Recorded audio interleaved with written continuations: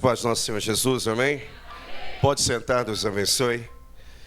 Bastante alegria, eu quero louvar a Deus pela oportunidade que Ele me dá de uma vez mais poder estar nesta casa, para assim juntos adorarmos a Deus, render a Ele a honra, a glória e o louvor. Que Deus abençoe grandiosamente mais e mais a vida de todos. Que Deus abençoe abundantemente mais a vida do nosso apóstolo, bispo também. Deus abençoe a todos os obreiros desta casa. É sempre bom poder estar aqui, embora eu estou toda segunda aqui, mas aqui, né, hoje é diferente. Queridos, eu estou bastante desejoso hoje de compartilhar com vocês uma porção da palavra do Senhor. Livro de Marcos, no capítulo de número 3. Se você puder, por gentileza, abre ou acompanha comigo a leitura. Enquanto você vai se situando no texto, eu quero rapidamente fazer para vocês só umas menções acerca de alguns livros que eu trouxe, até porque é de elevo espiritual e de crescimento também para a tua vida espiritual. 3 pregos e um martelo. Eu falo sobre os bastidores do Calvário. Você que quer aprender um pouco mais sobre a morte de Cristo, a sua crucificação, em um olhar mais clínico, médico, teológico e espiritual, esse livro vai te dar um bom norte. Eu escrevi sobre escatologia, os sinais do fim. Eu escrevo uma escatologia bem diferente de todos os outros demais livros que existem por aí. Eu coloco ele em ordem cronológica, desde o pré-arrebatamento até o estado eterno, passando por todas as etapas que acontecem após o arrebatamento da igreja. Depois eu tenho aqui Mestre os Ensinamentos de Jesus. Eu falo como era a forma pedagógica dos ensinos de Jesus. Vale lembrar que nos dias de Jesus existiam muitos mestres, inúmeros mestres, e Jesus se destacou entre todos os demais. Salvo engano, muita gente acha que Jesus atraía multidões por causa dos seus milagres. Você está muito mal informado e tanto equivocado. Em nenhum momento as multidões eram atraídas pelos seus milagres. Boa parte sim, mas não na sua maioria. Jesus, ele atraía as multidões por causa da sua ministração, por causa da sua palavra. Lucas capítulo 5:1 diz a Bíblia que o povo empurrava Jesus para dentro de uma multidão, para ouvir a sua palavra. Marcos capítulo 1, ali na altura do verso 12 adiante, a Bíblia diz que todos aqueles que ouviam diziam que ele era totalmente diferente dos escribas e dos fariseus, mas ele pregava como quem tinha autoridade. Então, eu falo de uma forma bastante sucinta sobre os seus ensinamentos. Não são todos, porque são só os ensinamentos diretos de Jesus, e você vai entender por que são diretos. E depois eu escrevi milagres. Eu falo sobre os milagres que Jesus realizou dentro do seu período ministerial. Claro que não dá para colocar todos, os evangelistas não colocaram todos, mas aproximadamente uma soma de 35 a 37 milagres, e eu pontuo cada um deles dentro deste livro, dando 3 pautas: sociocultural, teológica e espiritual. Nenhum milagre que Jesus realizou foi por simplesmente fazer. Todos os milagres que Jesus realizava tinham um elemento pedagógico dentro dele. Todos os milagres de Jesus, ele queria realizar alguma coisa a mais na vida das pessoas. E aí você vai entender todos esses contextos que eu digo aqui. Amém? Passa ali depois e adquira, aproveitando a fala do apóstolo. Tem um monte de gente que fala aí no meu Instagram, no meu Facebook, vai dizer mestre, mas não tem um livro meu. Apóstolo, compra os seus também, apóstolo? Aí gera, mestre, meu mestre. Não tem um livro meu. Só Jesus na causa. Marcos capítulo 3, brincadeiras à parte, você pode ficar à vontade lá, se você não quiser levar, não tem problema, tá bom? Mas passe lá, entre tantos outros que eu trouxe, eu só estou dizendo cerca desses 4, mas tem outros lá que parecer mais interessante a você pode adquirir, não somente esses que eu mencionei. É lá, Marcos capítulo 3, verso de número 1, só os que encontraram, digam amém. Outra vez entrou na sinagoga. Repita comigo, outra vez. E diz a Bíblia assim: então, outra vez entrou na sinagoga. E estava ali um homem que tinha uma mão ressecada. Estavam observando para ver se curava no sábado, para o acusarem. E disse Jesus ao homem que tinha a mão ressecada: levanta-te e vem para o meio. E então lhes perguntou, no caso Jesus: é lícito no sábado fazer o bem ou fazer o mal? Salvar a vida ou matar?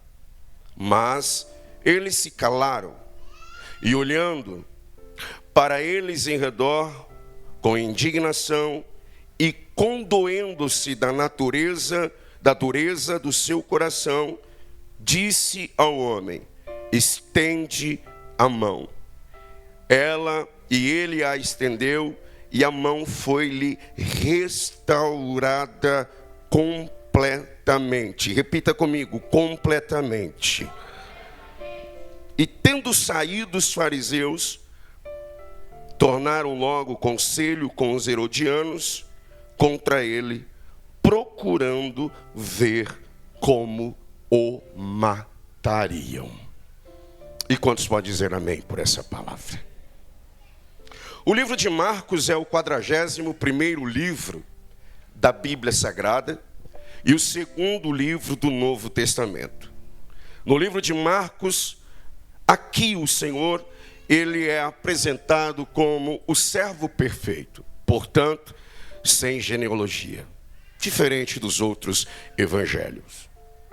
Aos longos dos 16 capítulos do livro de Marcos, vemos o acompanhar do esforço de Marcos em apresentar Jesus como o verdadeiro Messias, não somente aos judeus, mas também aos gentios. Marcos não era um dos 12 apóstolos, mas estava presente em diversos momentos do ministério de Jesus, inclusive os mais importantes.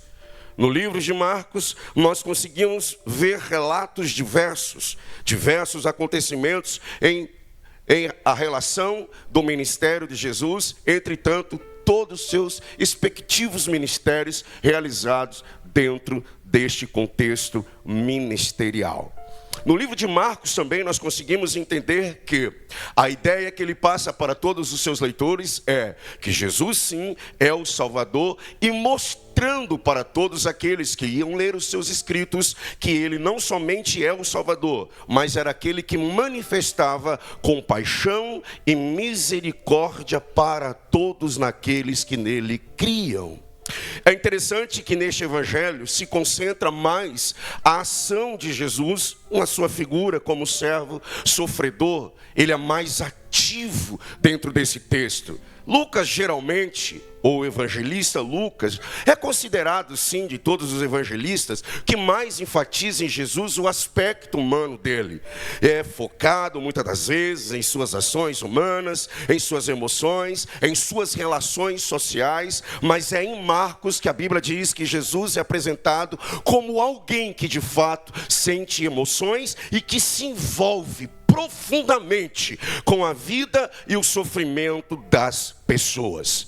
Por isso, nesse texto relata realmente aquilo que Marcos queria passar em todos os seus 16 capítulos. É justamente isso que nós vamos ver dentro desse texto. É nessa passagem que nós vamos ver como Jesus de fato se manifestou de verdade compaixão, de verdade condolência e de verdade sentimento pelo seu outro.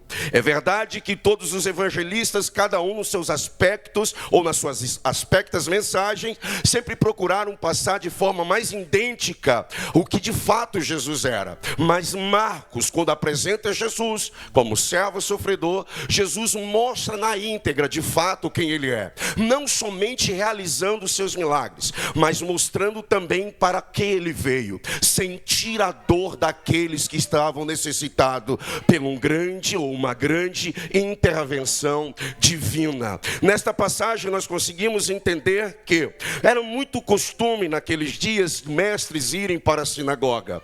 Era muito normal, é muito natural encontrarmos os evangelhos sempre Jesus estando dentro da sinagoga. Sempre pelas manhãs Jesus estava à sinagoga e lá, sim, ele estava muitas das vezes a ensinar.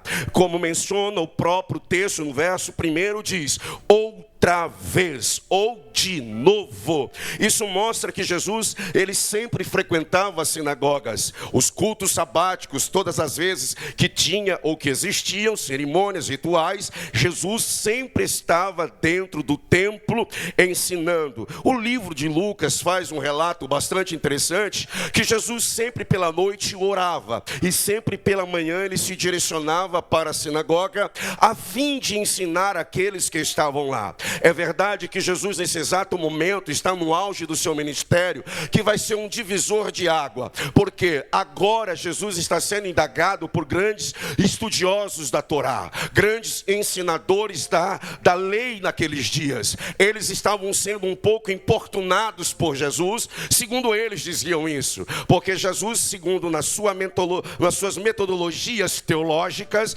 Jesus estava ferindo um princípio básico, uma das mais importantes leis contida dentro do decálogo, que era a guarda do sábado. Sempre que nós vemos Jesus na sinagoga ensinando as pessoas, nós vemos que eles também estavam lá, esperando Jesus ferir uma regra, quem sabe ferir uma interpretação da lei, quem sabe procurando um erro, porque o texto diz que buscavam algo para o matar, e diz o texto que parece até mesmo uma prolixidade, uma redundância, mas o texto menciona desta forma: ele veio de novo, ele veio outra vez na sinagoga, ele apareceu de novo na sinagoga, diante de tantos que tinham para que lutasse contra o seu ministério, diante de tanta oposição, de tantas pessoas querendo ver a sua ruína, o seu declínio, caçando o seu ministério,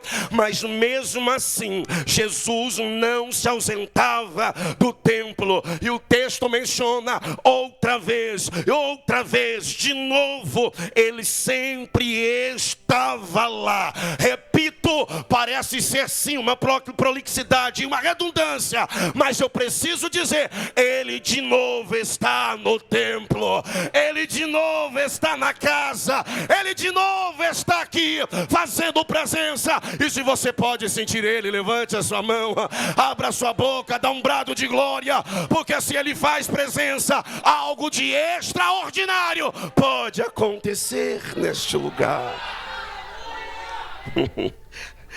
E ele está no templo de novo, para a alegria dos judeus. Imagina, eles estavam amaldiçoando Jesus todos os momentos que Jesus adentrava no templo. E como o texto diz, de novo ou outra vez, ele apresentando-se à sinagoga ou ao templo, nesse dia, especificamente nesse dia de Marcos capítulo 3, está uma figura no meio de todos que estão ali dentro do templo. Tem um homem ali, ele tem uma deficiência. A sua mão, diz Marco, que é ressecada. Outras traduções preferem dizer atrofiada. Outras preferem dizer mirrada. O fato é que ele estava ali. E se tratava de algo bastante peculiar. Era um outro dia de sábado. E Jesus estava ali. Os olhos de todas as pessoas estavam voltadas para Jesus.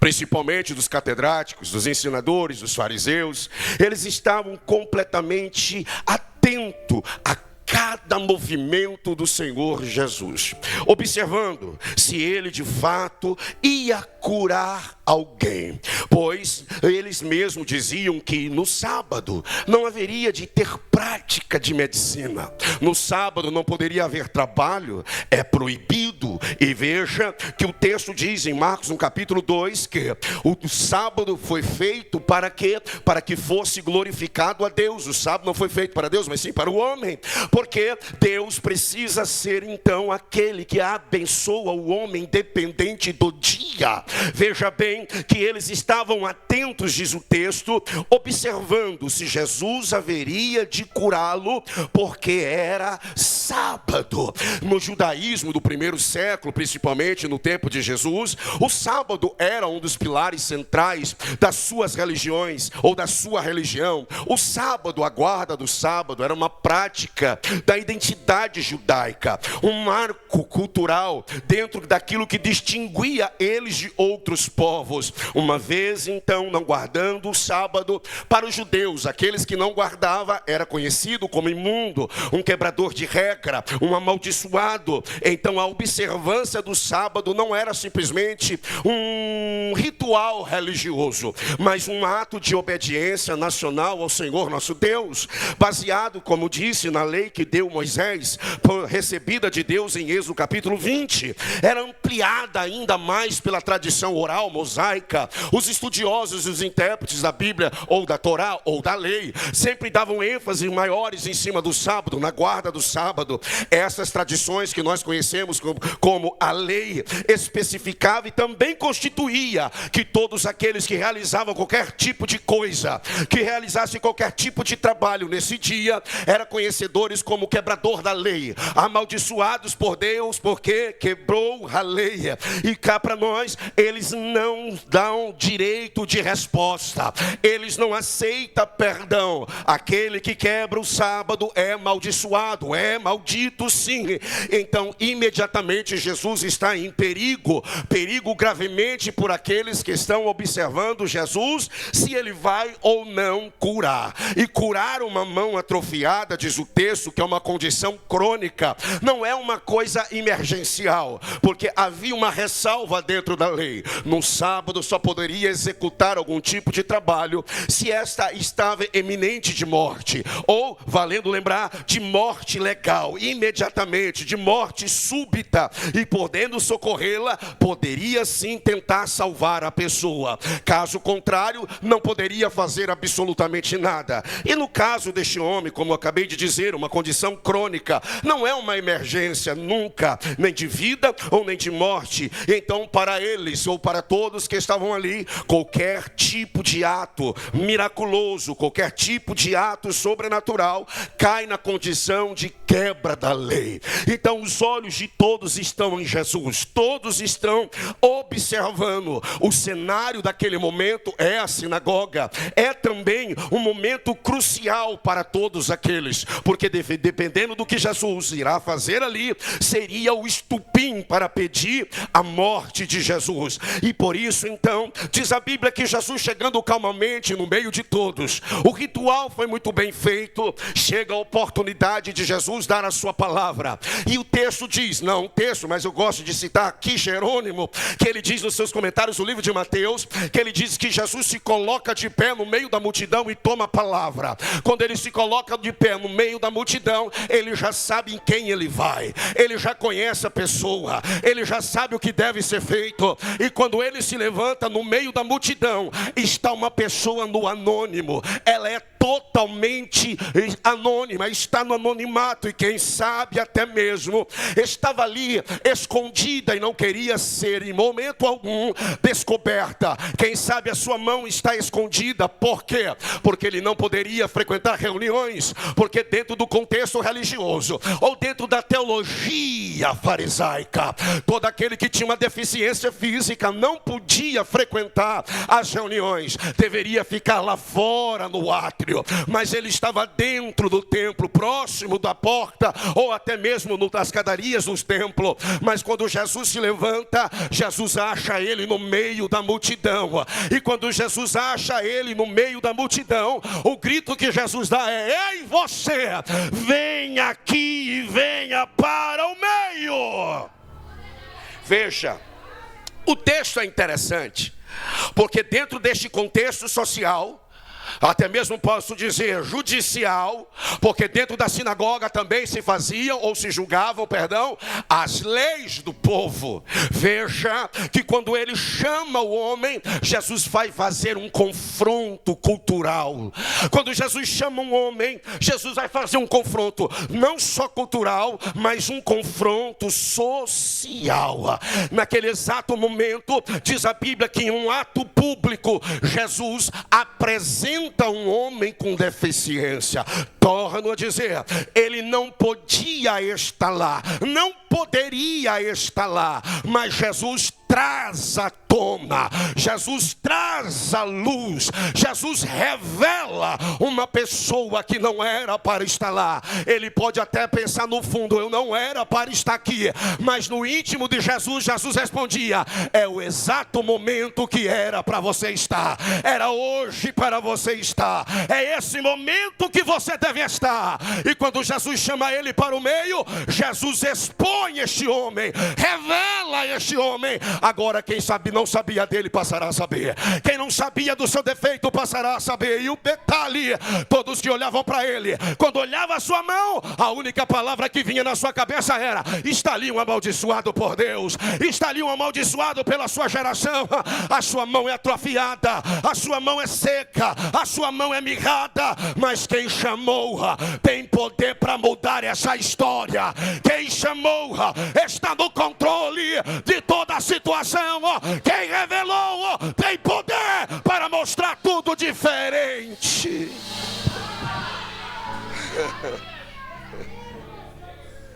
Venha por meio. O moço, quem sabe, pode titubear. Eu tenho certeza, Jesus não erra alvo. Você venha para o meio.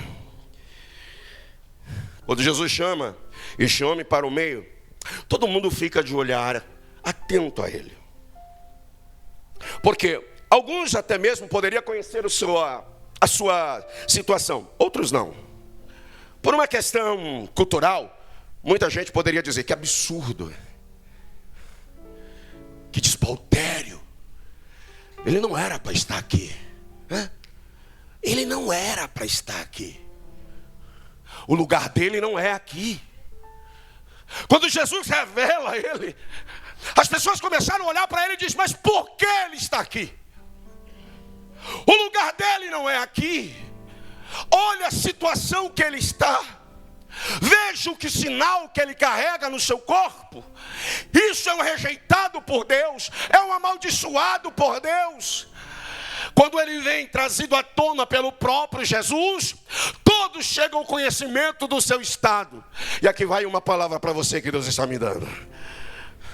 Não condene Deus se Deus começar a mostrar as tuas falhas, as suas fraquezas, as tuas dúvidas. Não se desespere, porque se Ele está mostrando, é porque Ele quer trabalhar nisso aí. Se Ele está trazendo à tona, é que Ele tem propósito nisso daí. Deus nunca chama ninguém para envergonhar. Deus nunca revela ninguém para envergonhar. Se Deus revela, é porque Ele tem intenção de trabalhar. Se Ele mostra, é porque Ele tem intenção de mudar essa história. E eu vou liberar uma palavra para você. Tem vezes que você fica questionando a Deus, dizendo: por quê? Por quê? Por quê? Em vez de você dizer: para quê? Para quê? Para quê? A notícia que eu tenho para você nessa noite: há um Deus que está no controle da tua história. Independente do que pensam de você, há um Deus entrando na sua história.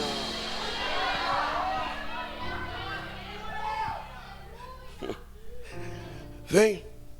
E as pessoas queriam, porque é assim que funciona. As pessoas começaram a dizer sobre o que ele era, o que ele tinha. O engraçado é que esse povo não existe mais. Não tem. Dizendo quem é digno, quem não é digno de estar aqui ou acolá. Quem é ela para estar aqui?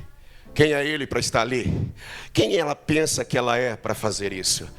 Quem ele pensa que ele é para dizer sobre isso? Não é dizer, meu irmão, é quem colocou aqui.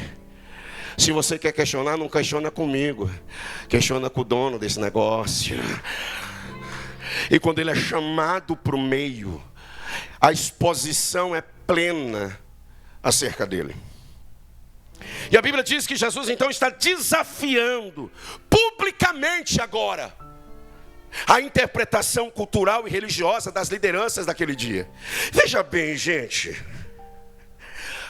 tem um texto aqui que fica bastante interessante, que é no versículo número 6, que diz a Bíblia, eu vou antecipar um pouquinho a mensagem, mas eu volto, porque eu preciso fazer isso. Veja bem que quando Jesus estava lá, ele manda o homem da mão mostrar a mão. E quando Jesus entra no processo da execução do milagre sobre o rapaz, todos estavam ali. E é engraçado que Há um contexto dentro desse texto, um contexto sociológico, se pode dizer assim. Diz a Bíblia que no templo tinha duas classes de pessoas, ou dois tipos, né, de religiosos, se assim posso dizer. Existiam duas. Primeiro, o texto, versículo 6, diz que ali estavam os fariseus. Quem eram os fariseus? Os doutores da autoridade religiosa e interpretativa da lei. E tinha um outro grupo, que diz o texto, no versículo número 6, que estavam ali os herodianos. Quem eram os herodianos? Eram os representantes do poder político de Roma. Eram os aliados de Roma. Deixa eu te falar um negocinho aqui. Esses dois grupinhos não se beijavam, viu? Esses dois grupinhos não tinha paz do Senhor para lá, graça e paz para cá. Esses dois grupinhos não se bicavam.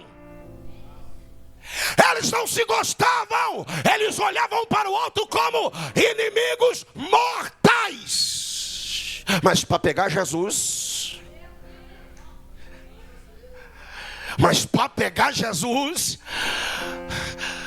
se é teu inimigo, é amigo meu. Se o inimigo é incomum, não importa se eu gosto de você ou não, você é meu amigo. Por quê? Se é contra ele, é a favor de mim. Tá entendendo? Tá assim de gente no nosso meio. Faz de tudo para tentar derrubar, faz de tudo para tentar calar, faz de tudo para caluniar. Não gosta da mesma pessoa, mas se une para derrubar no mesmo propósito. O meu Deus está dizendo, esse propósito não vai prevalecer. Jesus está dizendo, eu cheguei para quebrar esse negócio. Eu cheguei para mudar essa história. Eu estou liberando uma palavra que Deus está entregando no meu coração. Se prepara, porque aqueles que desejam ver a tua queda, haverá mais dias ainda para ver o que Deus fará na sua vida.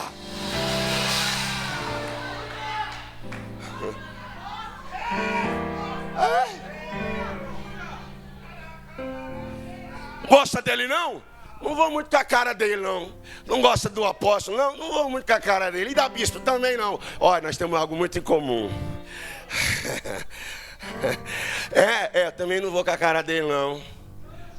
Mas eu também não vou muito com a sua. Mas por um bom propósito, nós dois podemos se unir. Entendeu? Vamos juntar junto. Eu quero dizer que se ajuntem mais os inimigos. Que se amontoem mais em roda. Que maquinem mais os seus leitos. Há um Deus essa noite dizendo, nenhuma ferramenta preparada contra ti prosperará. Nenhuma língua que se levanta em juízo contra a sua vida te condenará. Eu estou liberando sobre a tua vida que haverá um tempo de vitória sobre a tua casa, um tempo de glória. E prepare os seus inimigos, avisa eles lá, o teu Deus não te abandonou.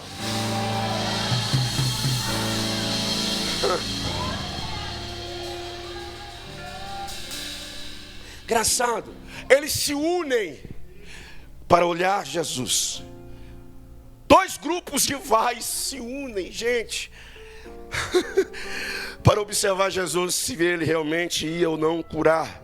Jesus era uma ameaça significativa para a ordem social que havia se estabelecido entre eles. Os grupos dos fariseus e dos herodianos eram mais ou menos assim, ó, é tudo nosso, nada de ninguém. Se você fazia, ou você era do grupo dos fariseus ou você era do grupo dos herodianos. Se você fosse do grupo dos herodianos, glória a Deus. Se você fosse dos fariseus, glória a Deus. Mas ambos não se admiravam nenhum pelo outro. Um era um grupo da religiosidade, o outro grupo era daqueles politicamente, dos políticos, aqueles que adoravam, que amavam Herodes, aqueles que tinham bom quisto pela política romana. O fato desses dois grupos rivais se unirem para observar Jesus mostra claramente a sanha de matar Jesus, o desejo de obstruir o caminho de Jesus, o desejo, a fome, a vontade de acabar por uma vez por todas o que Jesus era e o que Jesus fazia. Veja bem, no capítulo 3, versículo de número 4, Jesus perguntou, é lícito no sábado fazer o bem ou fazer o mal? Salvar a vida ou matar? Mas eles se calaram. Veja bem, a pergunta deles não era para se Jesus podia curar ou não. A pergunta deles é, será que ele vai curar ou não? A intenção desses dois grupos não era se Jesus haveria de curar. Veja que a expectativa deles não era um milagre. milagre. Note que eles não queriam ver Jesus curar, eles queriam ver Jesus curar para pegá-lo na traição, na quebra de decoro, na quebra da lei. Tem um monte de gente que não está pouco importando com a unção que você tem. Tem um monte de gente que está pouco importando com o título que você tem. Tem um monte de gente que não está importando se você é ou não é amigo de Deus. Eles querem pegar você no erro, eles querem pegar você na falha, eles querem pegar você na fraqueza, eles querem destruir a tua vida. Mas eu tenho uma notícia de Deus: Ele está chegando com o braço forte aí. Ele vai derrubar aqueles que lutam, e eu não quero saber quem é. Mas 1000 cairão ao teu lado e 10.000 à sua direita, mas você não será atingido.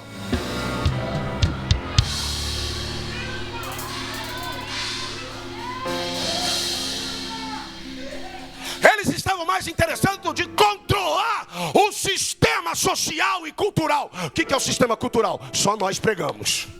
O sistema social, só nós apoiamos Herodes. O grupinho, ele não pode. Ela não pode, não faz parte de nenhum grupo. Não, ele não, ela não. Então eles não respeitam o que está sobre você. A intenção deles é muito mais derrubar quem você é do que você tem. E note que aí eles então, o homem é trazido na frente. A pergunta é: quem era ele? Não sabemos. Mas Jesus traz ele para o meio. Jesus de pé, em alto e bom som, ele diz: vem para o meio. Repita comigo: vem para o meio. Claro que você deve ter inúmeras interpretações dentro desse contexto. Claro que eu acredito que muitos de vocês já devem até pregar desse texto. Claro, eu não tenho dúvida da infinidade de interpretações que Deus pode dar dentro de um próprio texto, de um único versículo. Eu não sou o tipo que sou tão ortodoxo ao ponto de Deus revelar somente alguma coisa para uma única, exclusivamente pessoa. Eu acredito na sua progressiva revelação. Eu acredito que Deus pode dar muitas interpretações em um único, exclusivo versículo. Mas o texto, quando diz vem para o meio, eu acredito que este ponto não tem tantas interpretações. Eu não acredito que ele abre leque de hermenêuticas ou exegeses dentro desse mesmo texto. Porque quando ele diz assim, vem para o meio, ele traz um homem para uma posição diferente daquilo que ele estava. Quando ele diz vem para o meio, ele poderia nesse exato momento estar lá no fundo, lá escondido, mas Jesus chama ele para vir ao meio. É engraçado que se a gente pegar a expressão vem para o meio, no original grego, é muito interessante que ele diz Egeré, estor mosem, vem para o meio. É interessante que quando Jesus chama ele para o meio, Jesus tinha exclusivamente um propósito para aquele homem. E é engraçado que quando ele chama para o meio, ele não chama simplesmente para trazer a pessoa ao ridículo, a expor ao ato vexatório. Não, ele tem condição para dizer ao moço que vai receber o milagre o de fato que ele queria fazer. Ele demonstra no ato executório que ele realizará depois o que de fato ele queria fazer. Ele não traz ninguém para humilhar, ele não traz ninguém para deixar envergonhado. Veja que quando ele chama o homem para o meio, o contexto fica dramático, porque é uma ordem carregada de significados. Quando eu disse lá atrás, ele quebra culturas, ele quebra barreiras, ele começa a quebrar a cultura sociocultural, ele quebra as barreiras e trazendo e expondo a situação daquele homem. Quando ele começa a trazer, ele traz então em cima do texto que ele diz vem para o meio, algo carregado de profecia dentro dele, porque a intenção de trazer para o meio não é simplesmente para expor, é para executar um propósito que ele estava no seu coração. Deixa eu te falar um negócio, que se preparem as pessoas, porque quem não sabia vai passar a saber. Não estamos aqui falando de pessoas super poderosas, não estamos falando aqui de pessoas mega hiper espirituais, não, estamos dizendo aqui de pessoas e falando de pessoas meramente humanas, mas temos a certeza de uma coisa, que eu posso até ser pequeno, mas o que cuida de mim é grande. Eu posso até ser fraco, mas tem alguém ao meu lado que é forte. Deixa eu te dizer uma coisa nessa noite, esse significado público de exposição deste homem traz um significado gigantesco para nós. Quando ele traz este homem para o centro, Jesus mostra o que era invisível, e tornando-se visível, todo mundo com o olhar de amaldiçoando ele, quem sabe, de desprezo, todo mundo falando, diz que absurdo, mas ele olha e diz: estende a sua mão.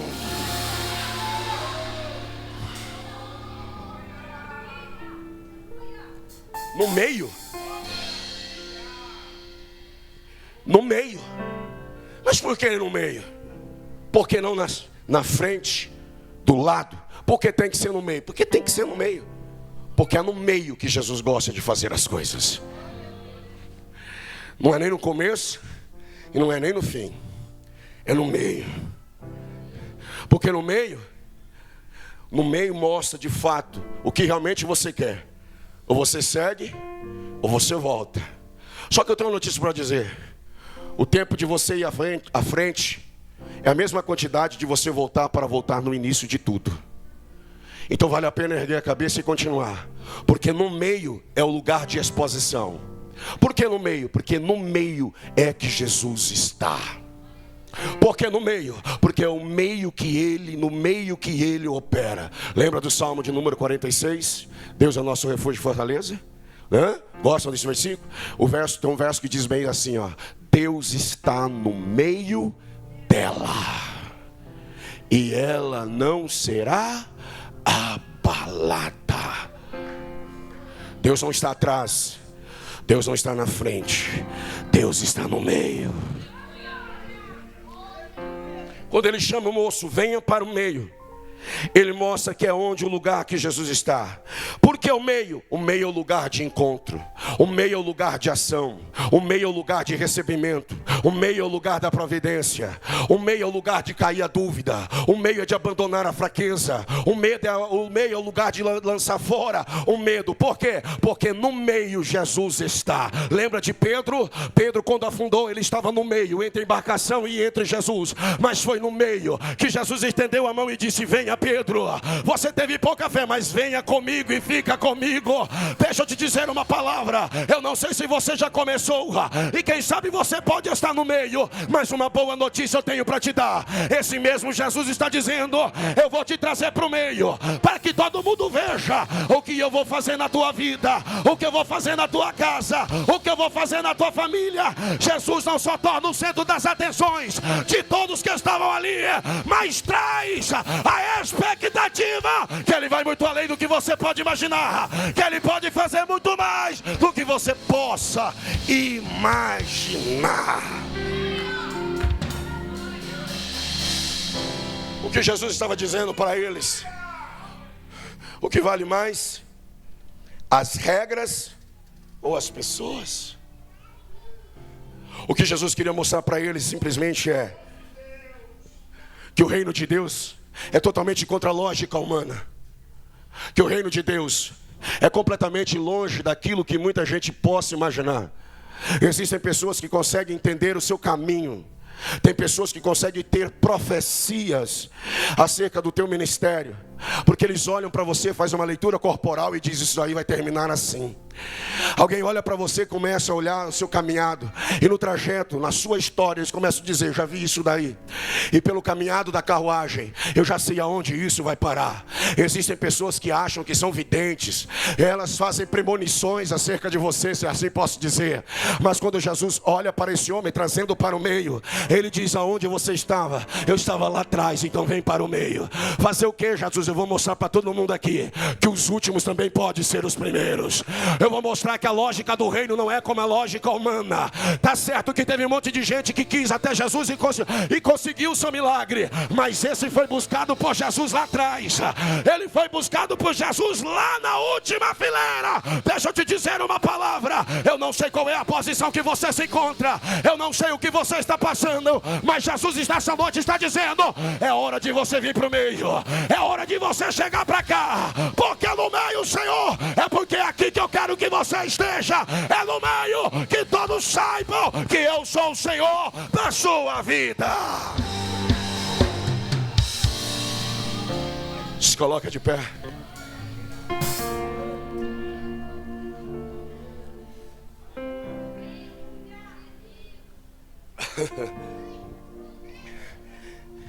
Nessa noite, Jesus está chamando você para perto dele. Por que perto dele? Porque aqui tem lugar. Ele está dizendo para você: vem para cá, sai daí, vem para aqui. Aonde? Aonde eu estou. Aí Jesus, por quê?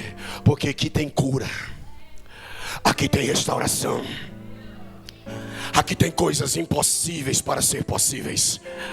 Nessa noite Jesus está fazendo um chamado para você. Eu não sei qual é a situação que você se encontra, eu não sei como você está, eu não sei como você está vivendo, não sei o que você está passando. Mas nessa noite Jesus está dizendo para você: eu quero te trazer para um lugar de destaque. Eu quero trazer você para um lugar que todas as pessoas podem ver o que eu posso fazer na tua vida. Eu não estou pregando, estou profetizando na tua vida. Jesus quer trazer você para uma novidade de vida. Ele está dizendo para você: eu quero que você venha para cá, porque eu tenho condições de mudar tudo isso que está na tua vida. Eu posso transformar essa dor em alegria. Eu posso transformar essa inquietação em paz. Eu posso transformar essa angústia em serenidade. Eu posso transformar essa dúvida em certeza. Deus está dizendo aqui nessa noite para mim e para você: se você quer vir para o meio, se prepara. Há um Deus nessa noite interessado na tua história, interessado na tua casa, interessado na tua família, interessado no teu ministério. Nessa noite é tempo de decisão. É uma noite diferencial para que Deus entregue de vez aquilo que você precisa. Se você crer em ato simbólico, estende a mão, recebe a sua vitória. Quem recebe essa palavra? Quem recebe essa palavra? Abra a tua boca e dá glória. Abra a tua boca e adora. Edequer, alabavará, suridequera, inubiavarabachore de fle, abarquiante queredeva, abluque forremia, edequeria sete florimia. Recebe agora, recebe cura, recebe presença, recebe providência. Só quem crê, só quem crê. Abra a boca da glória, abra a boca e adora. Quem pode, quem pode, quem pode, quem pode recebe, quem pode recebe, quem pode pega, quem pega, quem pega, quem pode toma, recebe, recebe, cura, sara, liberta, restaura. Agora, agora, agora. Quem pode adorar, quem pode adorar, quem pode adorar.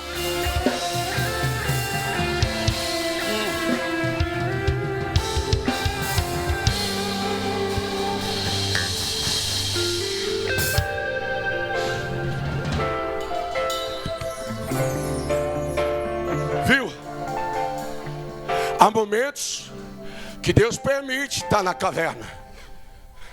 Há momentos que Deus permite ficar na caverna. Mas quando chega o momento para vir ao meio, recusa não. Não. Sem exceção, tá? Sem exceção.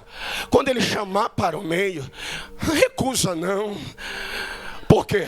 Porque nessa noite ele está te chamando para trazer para o meio. Eu sinto nessa noite uma direção divina. Eu recebo uma presença nessa noite diferente de todas as vezes que eu tenho recebido, para liberar uma palavra profética sobre a tua casa, sobre a tua família, sobre o teu filho, os teus filhos, sobre o teu casamento. Deus nessa noite está dizendo: ainda que muita gente tenha inveja do que Ele tem feito na tua vida, ainda que tem um monte de gente querendo parar o que Ele está fazendo na tua casa, no teu ministério e na tua família, Deus está dizendo: se prepara, porque eu vou trazer para o meio. Se tem gente que não dorme, não vai dormir mais. Se tem gente que quer te matar, vai querer mais. Por quê? Porque Deus está dizendo: é tempo de evidência, é tempo de mostrar para teus inimigos que eu sou na tua vida, é tempo de mostrar para aqueles que são contra a tua casa, o teu ministério. É o tempo de evidência. Se você recebe essa palavra, joga a mão lá em cima, joga, joga, joga, joga, segura ela. Só para quem crê, Deus está liberando nessa noite dobrada unção na tua vida.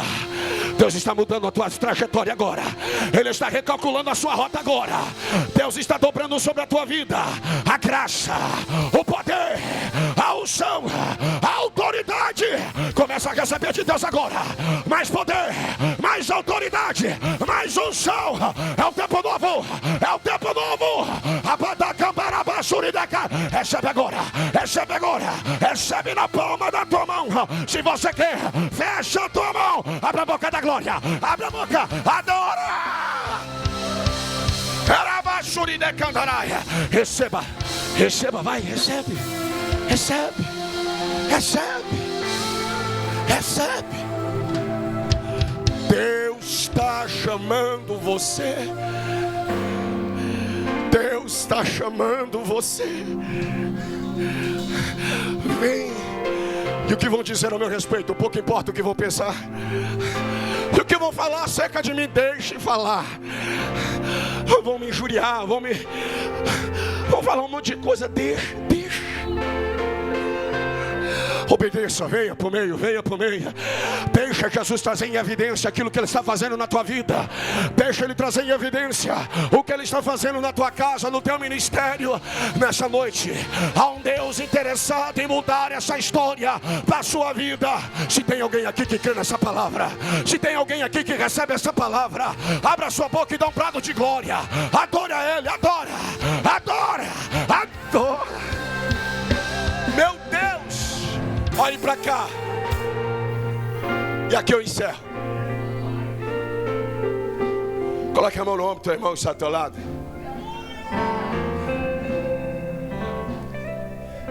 Balança ele aí bem forte. Isso, isso.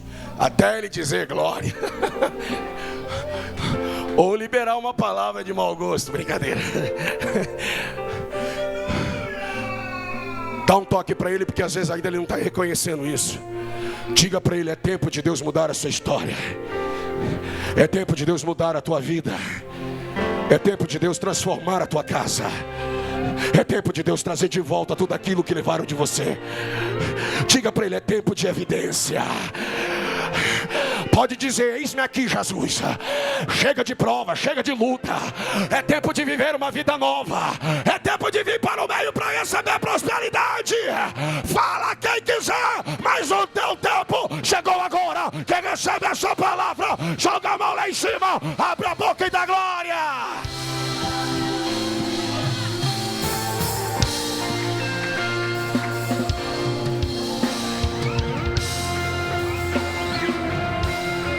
Faz seu querer, Senhor.